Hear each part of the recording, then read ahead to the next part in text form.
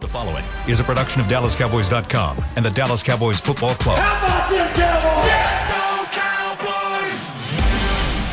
Cowboys! This is Mick Shots. Streaming live on DallasCowboys.com and the official Dallas Cowboys app. Now, here are Bill Jones, Everson Walls, and Mickey Spagnola. And it is time for another edition of Mick Shots, high noon on a Thursday here in the SWBC podcast studio. Cowboys and Bears on Sunday at noon. Cowboys making moves this week. Bears making moves this week that affect the Cowboys not only on Sunday but down the road. Christmas and we've Eve. got anniversaries around here, and it's a great day to talk Cowboys here on Mick Shots, right? Everson Walls, as Mickey Spagnola opens the door. I opened the door. He opened the door for the man. That's the right. man. What The is man. happening here, baby? What is going on, man? The man says, move over, Mickey. Let me take a seat here. He doesn't have to move What is anywhere. happening here? Oh, he got the hat going on. Got the Mizzou hat. Oh, come on, man. Uh-huh. Come on. Is that the pride? Is that the pride That's of the Missouri? pride. That's the pride. Oh, and we got Grambling over here. I see it. Okay. Right, baby. Yep. That's right. That's right. Not Georgia. Don't get it confused. Not Green Bay. Don't That's get it right. confused. It's not Garland High School or Green Hill. Thank you very much.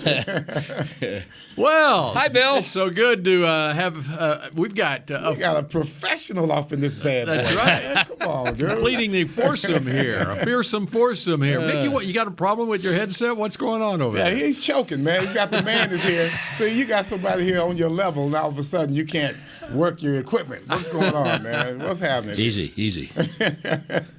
You What's know, happening? Mickey, you know why I said move over, Mickey, make room for Brad. He knows what. Okay, He knows. all right. I just want to make I'm sure you good. got that. I caught that. Yeah. What were you doing 20 my years ago, God. Everson? 20 years ago? When did that happen? What year was that? That would have been 2002. 2002. Oh, shoot. I was trying to find a job somewhere. What are you doing now? You and me both. trying to keep a job somewhere. Mickey, you have memories from 20 years ago? You weren't the veteran of the day at No, I Texas was Stadium? not. I No, I do was have not. a lot of memories 20 years ago today when Emmitt Smith broke Walter Payton's NFL rushing record. You were there? I was there. Nice. Brad was there. I was there. Were you Bill there? Jones. I actually was not in the stadium. I was watching on television. you didn't have to work that day? And I was listening on the radio is what I Ah. So he's not just another pretty face. Cody. He's He not was just. listening on the radio. In fact, I had the TV sound excuse me. turned Of course down. It wasn't that did. damn funny, Cubby. No, he Okay. really was, man. I'm sorry. Because you know he's full of crap, man. That's all I'm saying. That's all I'm saying. I will say this: when you take a walk down the Nike Star Walk here at Ford Center, or on your way to Ford Center here at the Star in Frisco, what do you see right there by the atrium area? The first thing that you see as you take First your walk thing down you see. there. What's the first thing you see? Emmitt Smith. You do. And it's not just right. Emmitt Smith, but it's that legendary day in Cowboys history 20 years ago. Shall we start off with Brad explaining how he came up with such a neat saying? Can when we he have like broke Chris the roll it for us record? first before we hear Does he have it queued? I don't. So Boy, Chris, you are out of your mind. because Mickey's now producing you on the wanna let us fly. down? Now you let us down? We've been bragging on you all this time, and you let Mickey's us down. producing on the fly, Yeah. unfortunately. Mickey let me know 20 minutes ago that we would have the pleasure of having the voice of the Cowboys. And you wanna join know us when he let here. me know? And When he probably let you 2 know, minutes Chris? ago. No, when he walked in that door right there. Oh, no, that's a lie. You're lying, bro. Not kidding. Well, but we have one who can reenact it right here. Move over, Sweetest. The funny thing is, people asked me starting in training camp what I was going to say when it happened, and I told everybody the truth. I have no idea. For some people, scripting a big call works. Yeah. I don't think there's any question that Al Michaels did not make up did not script in advance do you believe in miracles? Because it was a miracle. He knew it could happen, and as the game was going along, but you don't. And I do know of guys who have tried to script big moments, and for me, they just fall flat. Right. They ring hollow. The whole joy of doing play-by-play, Bill, you know this, you've done plenty of it, is that you don't know what's going to happen. And so you prepare, they prepare for any eventuality. You do the same thing in your own realm. You prepare for whatever happens, and if it happens to be a big moment, then you hope that you have prepared enough and have the ability to rise to it. Now, in this case, we didn't know when it was going to happen. It was going to take an injury not to happen. It was clear that it was going to happen. It wasn't the greatest offensive line they ever had that year, so it made it a little more uncertain. Or team, right? Yeah. Right. But so you have to find a way to simultaneously be in the moment and be prepared for it. The only thing I knew was that somehow I was going to have to mention Walter Payton because I knew how Emmitt felt about him and I knew how I felt about him. And I still think it's the most significant individual record in football. I mean, all the rules change for the passing game, and I don't even know how cornerbacks play today. And, it's 5 receivers. They have no idea either. I've noticed. You can't cover a guy, so the passing numbers are nice, but they just, to me, they don't mean nearly as much. But that's a big boy record. And so you had to be prepared for it, but you didn't know when it was going to come. And I knew I would mention Walter Payton, and I knew I wouldn't script it. And the worst part of it is, if you listen to the whole call, I was fortunate enough to finish it well, kind of like Emmitt, because the worst thing that could happen would be for some uncertain run, bumping against bodies, some body part goes down as he touched when. It's exactly what happened. I think my memory is that he needed about 6 yards, something like that. And he goes banging through the line and gets bumped and puts his hand on the ground. And if you listen to the whole call, I'm really uncertain. Whether he actually got it or not. Whether he got it. Yeah. Where they spotted it. And trust me, Bob Thomas has been my statistician for more than 35 years. He's the best in the business. We started counting, and we actually had a conversation in training camp before even preseason. Let's just go through how we're going to do this because we can't make a mistake. You're only going to get one shot at this, so we cannot make. So we were watching every step. And it just wasn't clean. It wasn't a clean run. It wasn't a clean call. It's one of my least favorite calls. And I don't have many favorite calls, but I didn't like it. That was a moment. That was a moment to make a call. Which, fortunately, I was able to finish well. But the whole call is just kind of like, does he know what he's talking about? I mean, are you looking at the game? What are you seeing? Because that was the run. And then if you were listening to the radio really that day, you would have heard. My memory is that on the next either play or certainly his next carry, he lost a couple of yards. Yes, he did. And I said, come on, man. And I said he just gave it back. He gave it back. Well, and then on his next carry, he picked up about 16 yards. There you go. And I said, Emmitt, that's what I was looking for 3 plays ago. And as a parenthesis, I believe it was the same year. And I was doing the national radio broadcast of the Texas A&M game. So it was Thanksgiving, so it was well after this. And in that game, Ricky Williams broke what was then Tony Dorsett's NCAA career rushing record. I was at that game. But he did it with about a 45-yard run. I actually said that once. And Ricky was there. Ricky said it was 60. So, okay. So, but I mean, it was a long, explosive, beautiful touchdown run. And I remember making the call and then saying, and that's how you break a record. Emmitt.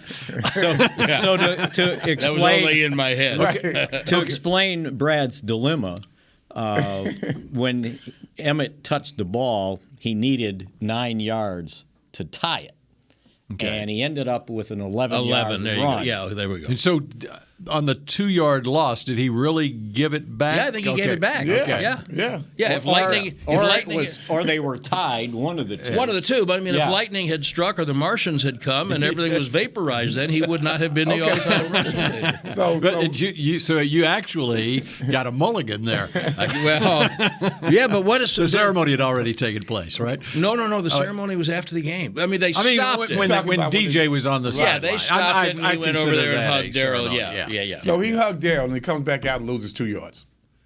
Is that how it went? I guess It was very close to that. Something like that. Yeah. Wow, that's crazy. Something like that. because it wouldn't have been after the series. Yeah, no, I mean, you have to stop. You have to stop the game. Yeah. At that point. And then he gives it back, though, after that.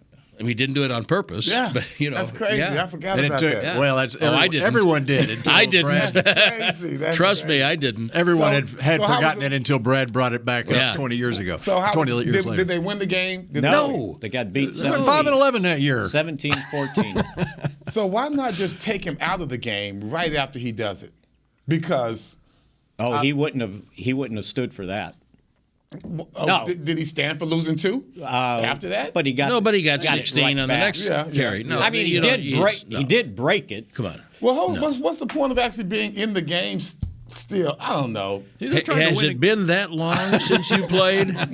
I'm new school now, man. You Yeah. got to pile I'm in up this yards. new- There's no Texas Stadium here. You know, right out behind us Yes. is a running back in his 7th year who's got something going on with his knee. Mm-hmm. And after it happened, he came back in the game, hurdled a guy, and scored 2 touchdowns. And every reasonable and objective observer would say, well, you got Pollard, you got a really good-looking young back in Malik Davis who you can elevate for the game. Then you got to buy.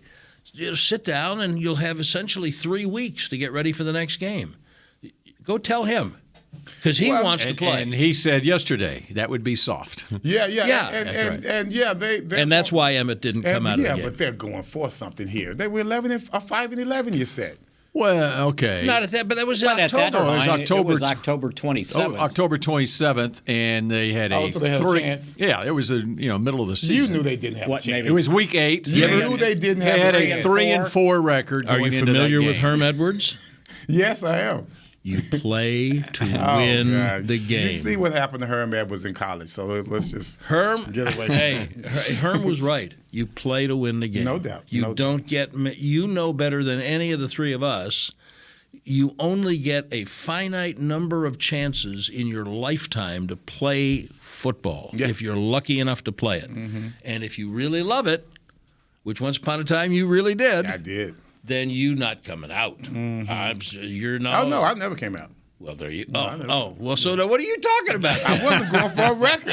I didn't just break an all-time record and then where I could just sit back and chill. Well, nobody. What? Wait. No, When that you wasn't- got your 11th that wasn't- interception, did you go sit We down? were still in a game where we were about to win it. He wants to. If you know Emmitt, and I know you do, He wanted to pat it. he wants as many yards between him and whoever is next. And there's no next. And there's no next because there's no next. you don't run the ball enough. No, Nobody runs. Why the do you ball. think he went to the Arizona Cardinals? Well, partly for the money. Right. Yeah. And by the way, on that day, Emmitt finished with 24 carries for 109 yards and 1 Nice. touchdown. There you go. He wanted that 100. He wanted the 100. Of course he did. Well, he Yeah, wanted he to wanted the win 100. too. By the wanted the way, 100. and there was a couple neat things that happened. I thought at that game, and one of them that always gets overlooked is the fact that Darren Woodson broke the rare tackle record. Yeah. That's like, if you the old joke about if the Cowboys charter plane goes down, it'll be all these people that got killed, and then at the last paragraph, also perishing Brad Sham. Yeah, right. That's exactly right. Right? So what was your call on the Woody tackle? So here's If Woody were here, I would make something up, but I probably had no idea. here was something that was Actually, we did know, but not in the moment. I think we had to come back to. I think Right. Bob said, "Hey, Woodson broke the." Later Right. in the game was still in progress. There was a couple of cool things that happened also that day. So Eddie Payton, Walter's brother, was at the game with Walter's mother, Eileen, and they were there in Chicago in '84 when Walter broke Jim Brown's record. So they got to see both records broken. They brought them in for the game. That's cool. In anticipation. And then the other thing that happened was John Wooten, the Cowboys' former scout, personnel director. Terrific NFL guard in his day. He was All-Star. at the game. Is he Hall of Fame?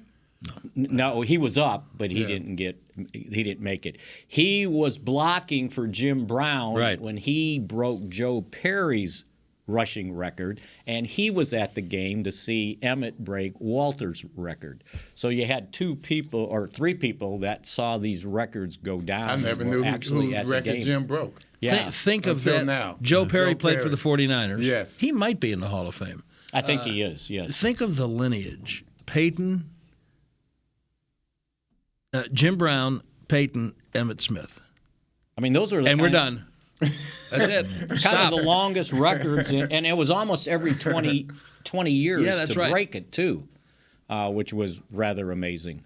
Joe Perry is in the Hall of Fame. Thank you for confirming. And I knew Eddie Payton when I was working in Jackson, Mississippi at the paper. He had played at Jackson State with Walter and was the golf coach at That's Jackson right. State for That's a while. right.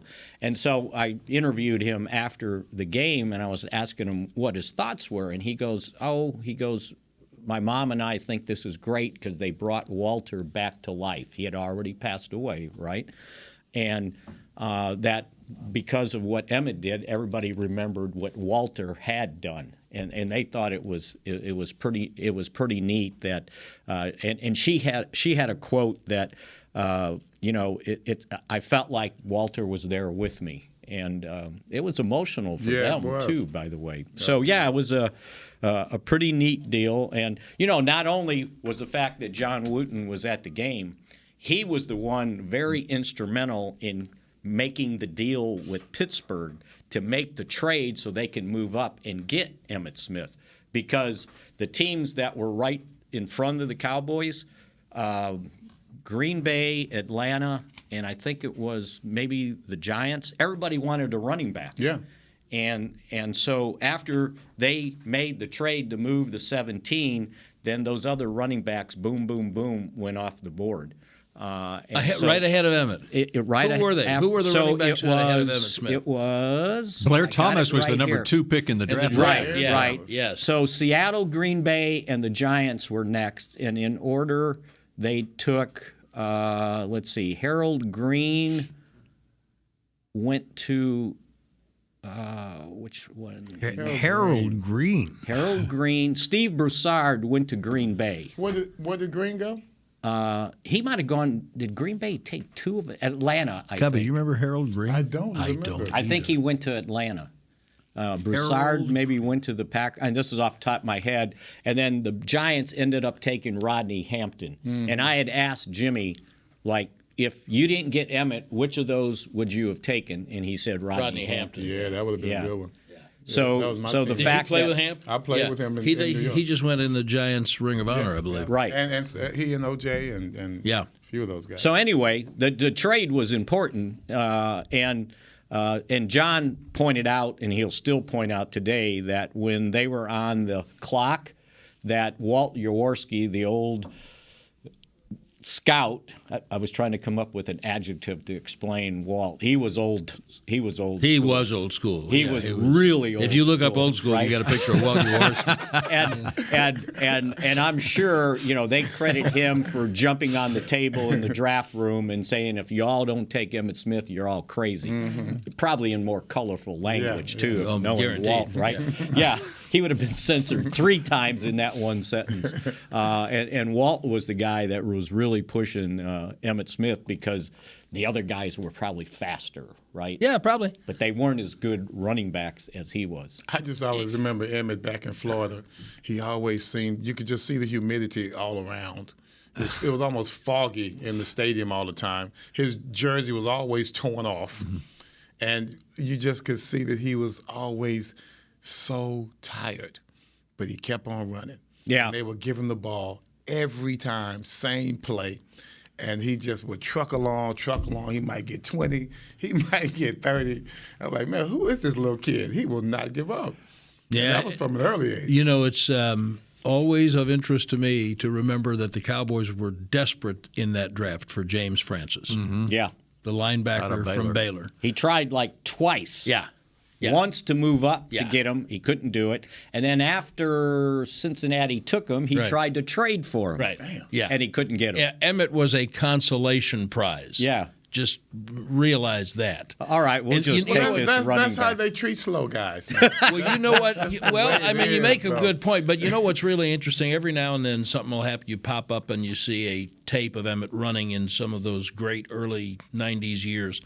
And I forgot how shifty he was. I mean, he would get, obviously he had great blocking. Yeah. And but he would get into a little crease and give you a body part and take it away at the time that you got there. And there were some things that he did that I described live that they must have just all run together. Because My dad was a running back, and he always told me, you give him a hip. Yeah. And you take it away. Yeah. He was always. And Oh, he was- I bet you never made a call and, oh, yeah, that guy ran Emmitt down. Well, I'll tell you Yes, one call he I did. did Yes, make. he did. No, I'll tell you a call I that did happened make. a few times. I'll tell you a call I remember making in Emmitt's rookie year. I believe they played Washington on Thanksgiving Day. And he's got a breakaway. Now, we're still all learning Emmitt. We didn't pay any attention to anybody out of Pensacola or the University of Florida. So we're watching him his rookie year. It's Thanksgiving, and he's got a breakaway run down the left side, and Darrell Green's catching him, chasing him. And in the middle of my call, I'm calling the yards, and I said, well, he'll never beat Darrell Green because Darrell Green's a world-class sprinter. He has tracked down many a great running And he backs. beat Darrell Green. And I think in that moment I realized, this might be a different guy. This might be a different guy. I like to see him when he would crease it, and it was almost like a trap play, and everyone's angles they were just too short. Right. And there he goes. Right. He's gone. Right. That was an Emmitt Smith 48-yard touchdown run, the clinching touchdown, and it went over Washington on Thanksgiving Day, 27-17. Well, he'll never victory. beat Darrell Green. Hold on. He just beat Darrell Green. Okay. It was a 132-yard rushing day. It was his second touchdown of the game.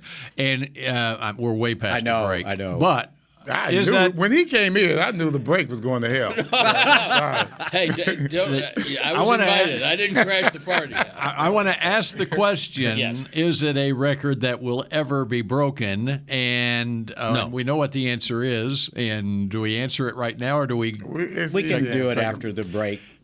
Brad, can you stick around for 5 more minutes? Okay, 5 more Five more minutes. We're back in a second. The Medal of Honor is our country's highest military award for valor in combat. More than 40 million individuals have served in the armed forces since the Civil War. Fewer than 4,000 have received the Medal of Honor. The National Medal of Honor Museum will be a place to preserve these legacies and inspire America. It's being built right next door to the Dallas Cowboys in Texas. Help us honor our country's greatest heroes. Learn more and get involved at mohmuseum.org. We paid how much for those lessons? Shh, she's doing great. Oh, yeah, totally. Can you pass me a Pepsi Zero Sugar? Great job, honey! Oh, look at that. That's not the end. No way. Now it's time for the encore. You know what? You're right. 5 times? Not enough times. For everyone who traded in rock concerts for their kids' recitals, you've compromised enough. Pepsi Zero Sugar. That's what I like. Nobody protects you from mayhem like Allstate. You hear that? I'm a torrential downpour. Torrential? What's that even mean? It means you can't see out of your windshield. And if you have the wrong car insurance, you might have to make it rain to fix your bumper. So switch to Allstate, save money, and be better protected from mayhem, like me. Based on coverage and limits selected. Subject to terms, conditions, and availability. In most states, prices vary based on how you buy. Allstate Bar and Casualty Insurance Company and affiliates, Northbrook, Illinois. What do you call a group of grown men and women with their faces painted silver and blue who get together every week to share a 3-hour-long ritual of jumping, singing, and toasting Miller Lite in 10-gallon hats while yelling, "How about them Cowboys?" You call it Miller Time in Dallas. Here's to the Cowboys. Here's to the original light beer. It's Miller Time. Celebrate responsibly. 2021 Miller Brewing Company, Fort Worth, Texas.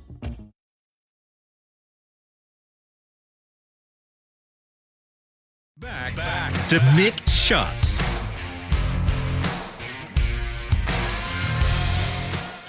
K-Post Roofing and Waterproofing, proud partner of the Dallas Cowboys. From corporate homes to your home, have your roof checked by choice, not by chance. Call now, 214-225-4860, and that would be kpostcompany.com. He never messes up, Brad. Now you're here. All of a sudden, he's got the... Well, because he got the professionals here. The thick tongue is What's working. Bill? Chopped liver?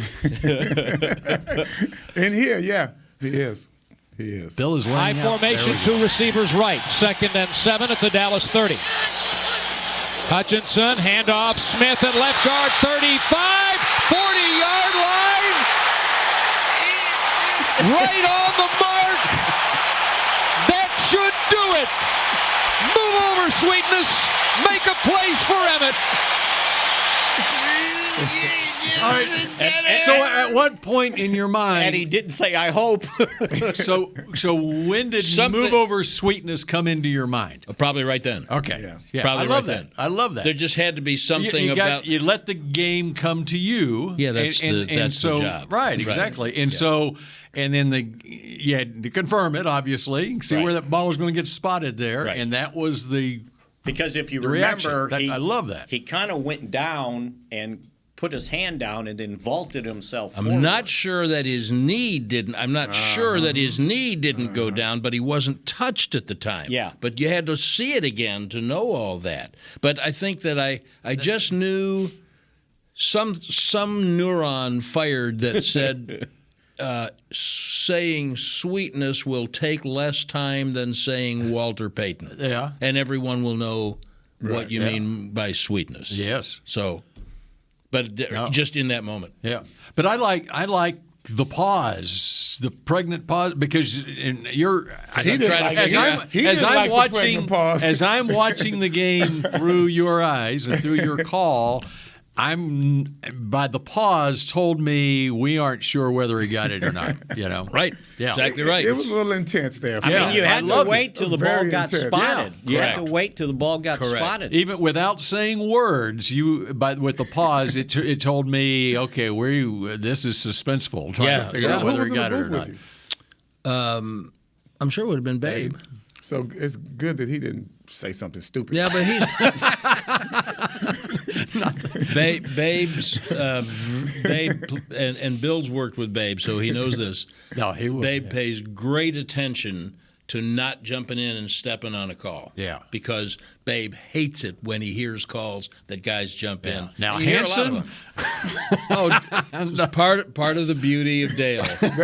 My very favorite. It's called beauty. Jason Garrett would say that's his greatness. I'm sure. My very favorite part of the call of the blocked field goal on Thanksgiving against Miami is. As I'm waiting, because I'm frankly a little uncertain about who's touched it, where is it, was it beyond the line of scrimmage, what's the rule, and there were 3 of us in the booth that day. But my very favorite part of that call is as we're kind of waiting, you hear Dale say, "Oh, goodness gracious, Leon Litt. Goodness gracious, Leon Litt. Oh, goodness gracious." Then I knew I could lay out for a minute. You know, I thought of that the other day. I was watching a game and there was a blocked I can't remember if it was a field goal or a punt, right? And there's a guy in the middle of the field going like this, just waving his arms. Everybody get away, right? And it came to my mind, why did somebody do that for Leon?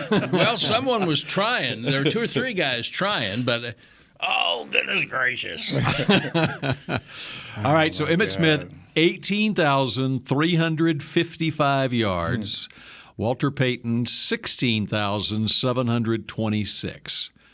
Number 3 on the list, Frank Gore. Yes. With exactly 16,000 yards in his career before retiring. And he's done. Barry Sanders, 15,269. Done. Number 4. Number 5, who has not retired yet, Adrian Peterson, with 14,918. But he's also not playing. Right. He's not playing. Yeah. And he doesn't have 4,000 yards left in. What's that? Where's Dorsett? He's 10th, I think. Dorsett is 10th at 12,739. Okay. And where's the Derrick next Henry? Active, 7,000. Well, the next active player is, I'm going down. Is it Mark Ingram at number 50 with 8,074. Yeah. No. The next He's hurt. active player is Ezekiel Elliott at 55 with 7,829. And for people who want to throw Zeke out the door. Yeah, get out of here. Derrick Henry is 62 on the list at 7,333. So those guys got to get Forget it. 11,000 yards? Forget it. And they have to get more yards than most running backs are ever going to get in their career. Or more again. than they have now. And look, somebody asked Zeke yesterday about, can you play 13 years? He was like, no.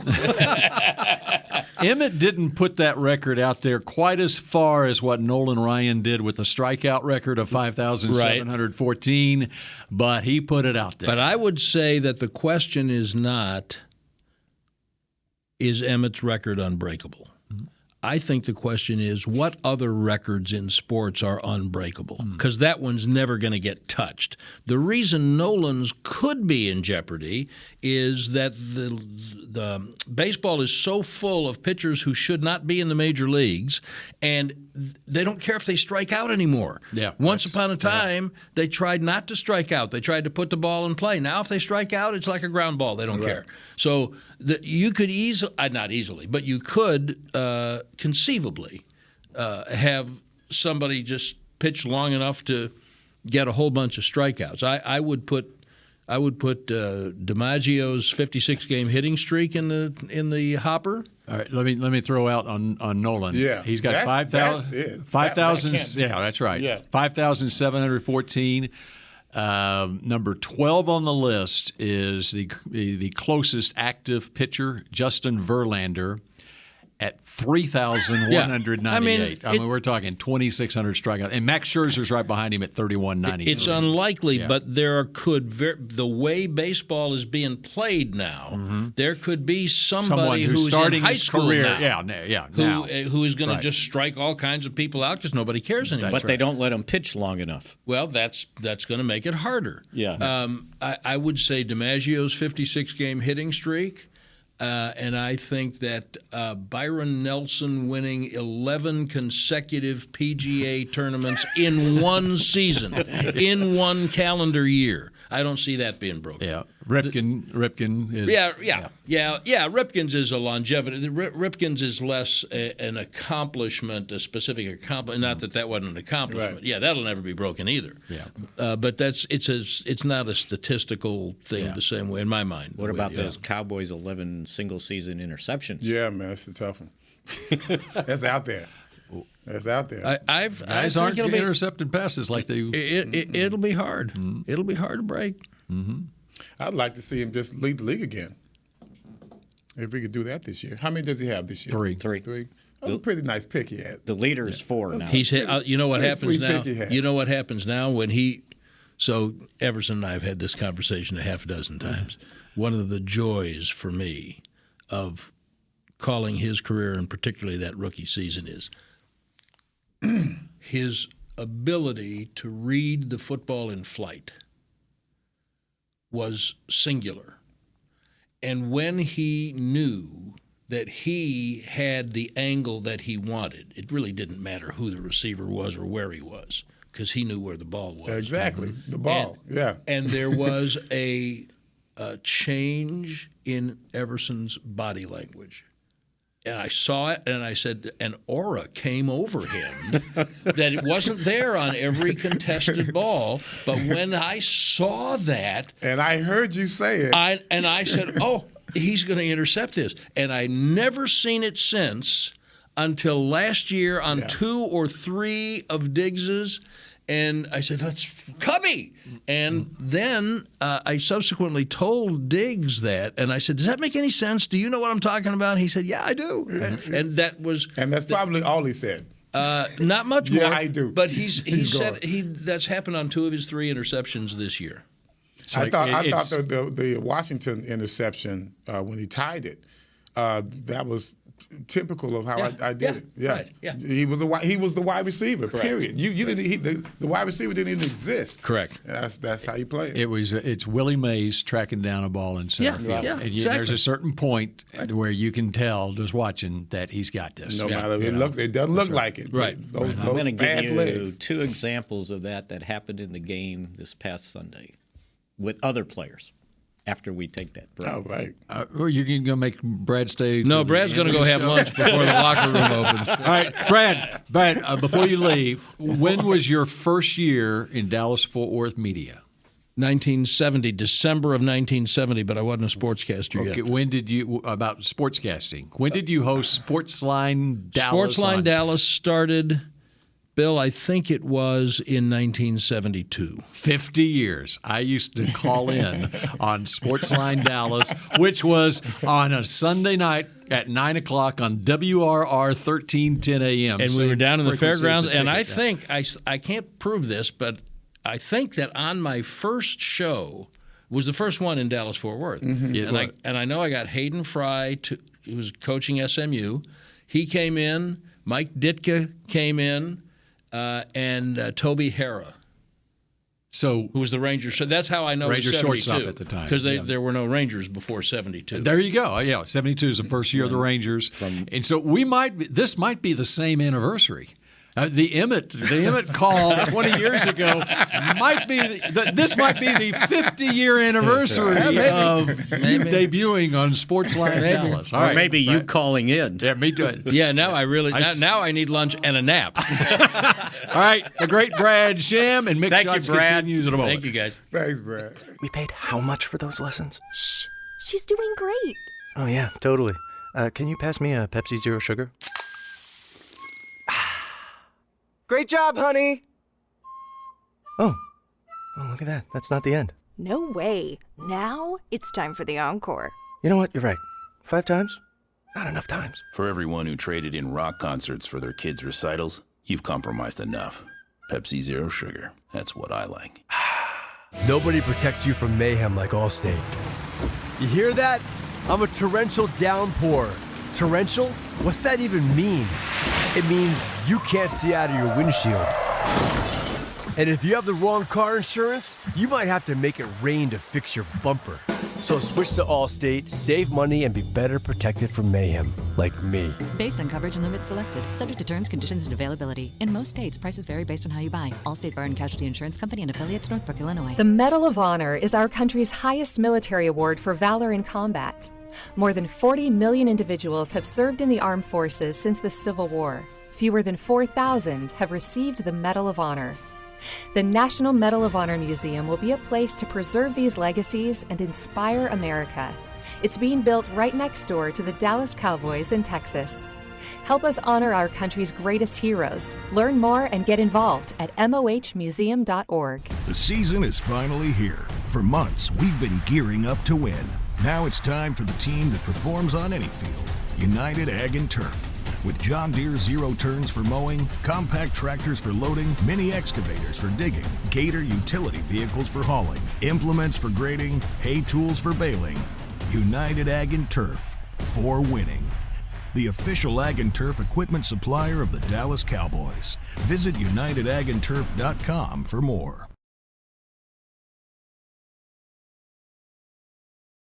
Back to Mick Shots. Get the ultimate fan experience for the ultimate Cowboys fan. Join Dallas Cowboys United, presented by Globe Life, starting at just $20. Join now and get your fan pack, exclusive benefits, and more. Visit DallasCowboys.com/United for details. Hey, and join today. There you go. All right. This has been a special edition. Really? I was of wondering Mick how we were Shots. going to get through this day. I was like, we're going to be boring today. Oh, my God. No, not at all. So Okay, before we get us up to before we date on what get need to know. the injury update, which was pretty significant, when you were talking about guys knowing that they can do something before the rest of us. So I asked Micah Parsons yesterday when he did his interview, I said, so on the play, when you chased down the tight end, when did you realize that it was a screen pass, that you weren't going to get to Goff? And he goes, when they didn't block me. He goes, because they never don't block me. That's true. And then for Cavante Turpin on the long punt return, and I would have never thought this. I said, so when you were set up at the 7-yard line, I said, I was convinced you were going to either fair catch or you were going to fake like you were going to catch it and let it go in the end zone. I said, so when did you decide that you were going to catch the ball and try to run it back? He said, when I saw the deep snapper coming downfield and he let up. And I said, aha, because he said, and he explained that the deep snapper is usually the first one downfield because he doesn't get blocked at the line of scrimmage. And he said, when I saw him let up, I said, I got a chance. And I said, no way. He goes, I'm watching the ball and I'm watching the deep snapper. So that's his key. That's his key. Wow, I never even thought of it, right? Yeah. But he knew, like, okay, I got this, even though it's at the 7-yard line. That's amazing. That is. I never knew that about punt returns. And we're talking a rookie. How far did he go on that one? 52. And he would have had it if he either got one more block or the kicker kind of got in his way, and he had to when he swerved around him, then the guy that made the tackle. His footwork is amazing. Love that guy. All right, injuries. Yes. Emmitt Smith, rehab. I did it again, didn't I? Ezekiel Elliott, rehab. That's twice in 2 days, right? We've been talking about Emmitt so Brad is gone. Damn, I hate Brad this Good time. thing. See, he thought you guys were lying, right? Harold Greed, what'd he do? Ezekiel Elliott was doing rehab, but he was doing it awfully well, by the way. So quit your laughing. Okay. So I think they just want to get him to Sunday. Yeah. I think. And that's God, he runs so well when he's healthy. He runs so well when he's. How's Larry Allen for this week? Yeah, right. Nate Newton. How's Nate this week? Alvin Harper, Noah Brown with a foot injury, didn't practice yesterday, and he's not practicing again today. So he was sort of listed as a maybe in the press conference, but he didn't have his pads on. So he was rehabbed. I don't like that. So that means that the next guy up would be Jalen Tolbert to have 3. Because they only have, I want to say they only have 5 wide receivers on the active roster. This Fejoco's on IR. Yeah. And so they would probably have to bring somebody up off the practice squad if he can't go. So that would be something to kind of keep an eye on. Malik Hooker? Malik Hooker not practicing, doing rehab. And so that means Bland replaces him? Yes, I think so. Don't you? No, not Bland. Bland's replacing Jordan Lewis. Okay. Hooker, you would get more Donovan Wilson, Marquise Bell, J-Ron Keese, and Marquise Bell might be active. Bell could be active. They could put Bell in and leave Wilson in the back. Yeah. Yeah. So or just play Curse more as a regular safety. Got a running team you're going up against. Yeah. But I don't know that you want Bell at free safety. No, you want Donovan at free safety. He would have to, but he's been playing bring Bell up down too. into the box. I've been bringing Bell into the box. I think those were the guys that definitely weren't practicing. Terrence Steele came trotting out with the offensive lineman with his pads on. Good. So it looked like he was What was good his to issue? go. He had a neck injury. And let me see if there was anybody else of significance. Oh, and Neville Gallimore he was full yesterday, and he was dressed and ready to go. And I can vouch for the big man, Jonathan Hankins, did practice yesterday, and he will practice again today. And somebody asked him, do you think you can play on Sunday? He looked at him, he goes, I've been playing all year. Why wouldn't I play on Sunday? Right. It's not like Peters where he's just coming out of retirement or something. Yeah, he's played like 5. And as far as the safeties go, McQuamu's the other one. And McQuamo, that's who I was trying to think. That's a good one. He would play. That's a good one. That kid can Bell hasn't been active. I was looking the at last couple games. Yeah. Wow. So just numbers. And I'm thinking that, gosh, every time I stand next to this guy, Damone Clark, it's like he's on the 53 now. I think they're going to find a spot for him on special teams because he was, when they were doing the special teams drills, he was right in the middle of it. I'd like to see what the depth looks like in the secondary. Put Bell in, see what he can do. Put him down there in the box. It'll be interesting how they, because if they have to bring another wide receiver up, if they have to bring, another running back up, Malik Davis is going to have to come up if Zeke can't go. He'll be active anyway. I'm just thinking. It's the third game. Yeah, right. Yeah. I'm just thinking, they might have to. Because even if they brought him up, that's only 2 running backs if Zeke can't go, right? You need the next guy on the practice squad. And then you need the next guy up, so you probably can't afford 4 Zeke's tight gonna ends. play. I just think he's playing. You don't think he's playing? No, I Zeke think he is. is. Oh, okay. No, okay. Zeke's going to play. Yeah. Just the way he was talking yesterday, and watching him walk, it's like no limp. He did pull up his elastic sleeve, and he had a little bit of a contusion there also. Because I asked him, I said, so I've heard it different ways, a contusion, a sprain, and he goes, yeah, all that. That's all I got. Tough guy, he'll play. Yeah. Everything hurts. All right. Well, are we done already? Yes, we are. We're past time. We're in overtime here on Mick Shots, and we will chat at you again tomorrow at noon. Go Cowboys.